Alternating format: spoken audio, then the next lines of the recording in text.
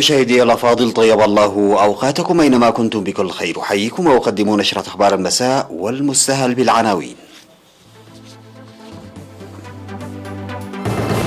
إصابة 3 مواطنين بفيروس كورونا اليوم.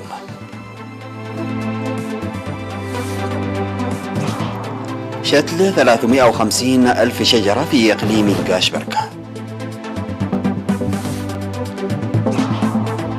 بحث جهود مكافحة الملاريا في أفعبد.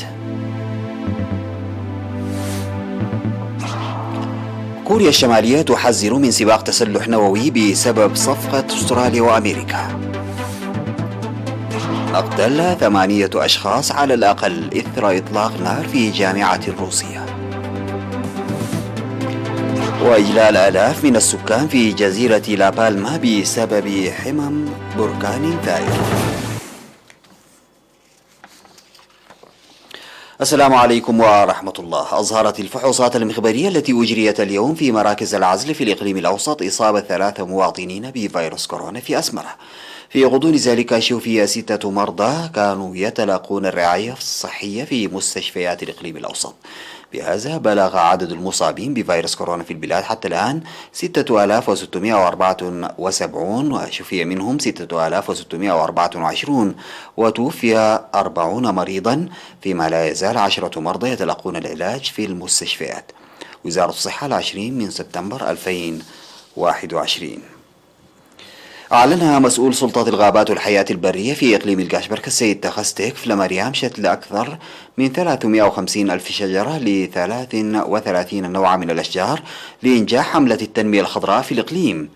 وأوضح استمرار برنامج التشجير الجاري بمشاركة كافة قطاعات المجتمع، داعيا للقيام بمتابعة نمو الأشجار المغروسة. وذكر بوجود 54 ألف هكتار من الأراضي المحمية، وكذلك 44,620 هكتارا محمية للفيلة، وتعمل الحملة الخضراء بدور كبير في تنميتها. في غضون ذلك نظمت في 17 من سبتمبر حملة تشجير في بارنتو بمشاركة الرياضيين والطلاب وأفراد قوات الدفاع، وتم فيها غرس أكثر من 2500 شجرة في محمية جبل ألاشي. وأكد المشاركون في الحملة على أهميتها والدفع بها.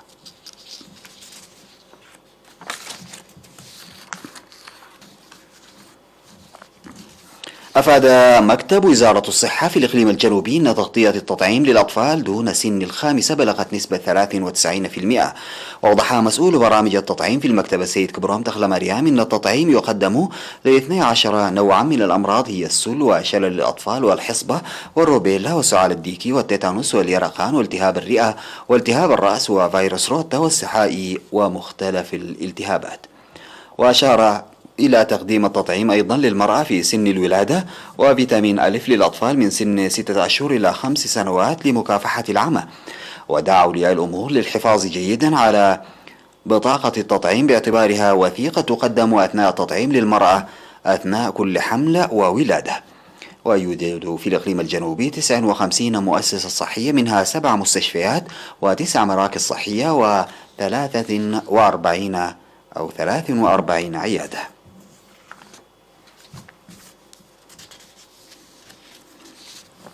بحثت إدارة الصحة في مديرية أفعبد جهود مكافحة مرض الملاريا مع ازدياد الإصابة مقارنة بالعام الماضي.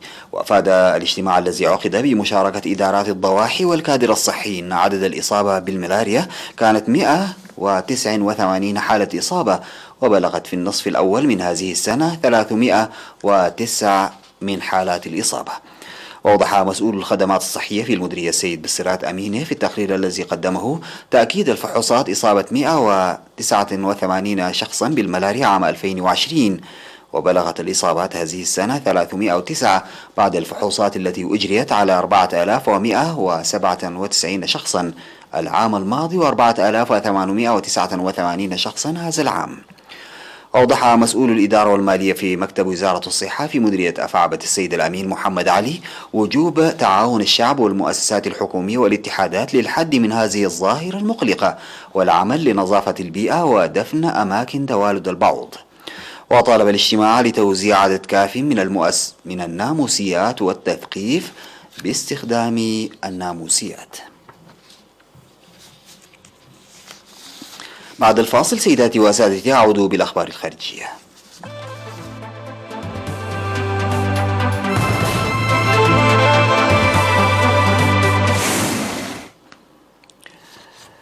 اعتبرت كوريا الشمالية أن التحالف الأمريكي الجديد في آسيا والمحيط الهادئ والصفقة الأمريكية لتزويد أستراليا بغواصات قد يؤديان إلى سباق تسلح نووي في المنطقة.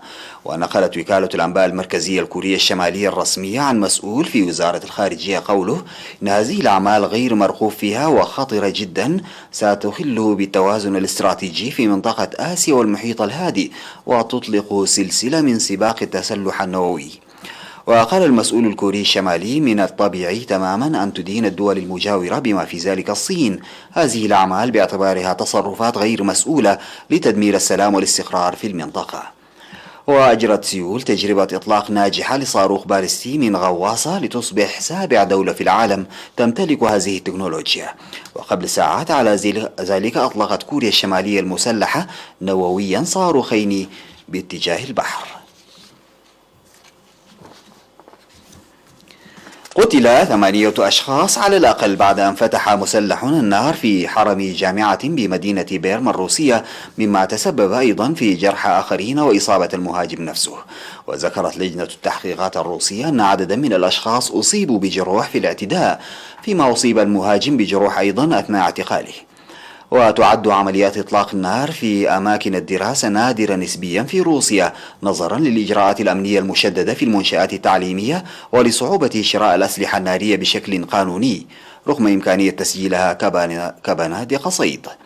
وذكر محققون أن المهاجم كان يعاني من خلل عقلي، لكن اعتبر أنه مؤهل للحصول على رخصة لشراء البندقية نصف الآلية التي استخدمها في هذا الاعتداء.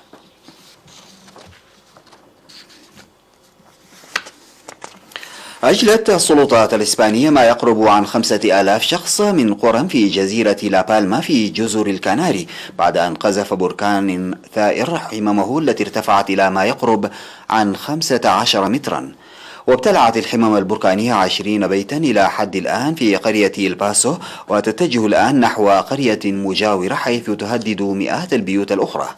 وحل رئيس وزراء إسبانيا بيدرو سانشيز بجزيرة لا بالما للاطلاع على إجراءات التعامل مع ثورة هذا البركان. ووصل رئيس وزراء إسبانيا بيدرو سانشيز إلى لا بالما لإجراء محادثات مع حكومة الجزر بشأن إجراءات التعامل مع ثورة البركان. وقال لدينا كل الموارد وكل القوات ويمكن للمواطنين أن يطمئنوا.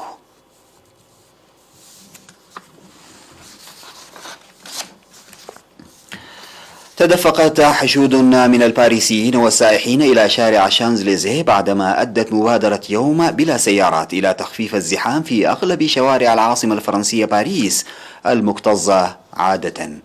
وأعلنت باريس مبادرة يوم بلا سيارات للمرة الأولى في عام 2015 في منطقة مركزية، ثم توسعت المبادرة في عام 2017 إلى مناطق أخرى داخل حدود المدينة. وسعت آن إيدالغو رئيسة بلدية باريس إلى استغلال هذا الحدث السنوي بهدف الحد من استخدام المركبات وتقليل تلوث الهواء. واكتظت شوارع أخرى في العاصمة بالمشاة وراكبي الدراجات، غير أنه كان من الممكن استخدام بعض الشوارع للحافلات وسيارات الأجرة وسائقي السيارات الذين يقومون بمهمات ضرورية.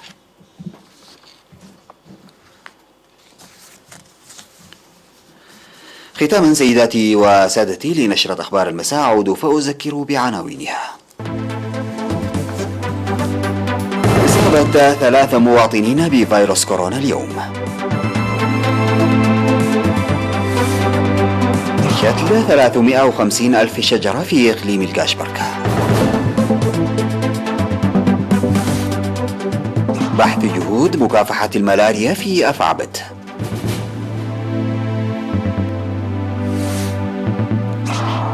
كوريا الشمالية تحذر من سباق تسلح نووي بسبب صفقة أستراليا وأمريكا. مقتل 8 أشخاص على الأقل إثر إطلاق نار في جامعة روسية. وإجلاء الآلاف من السكان في جزيرة لابالما بسبب حمام بركان ثائر. بذلك انتهت نشرة أخبار المساء قدمتها لحضراتكم من الفضائية الإريترية. شكرا لمتابعتكم. السلام عليكم ورحمة الله تعالى وبركاته.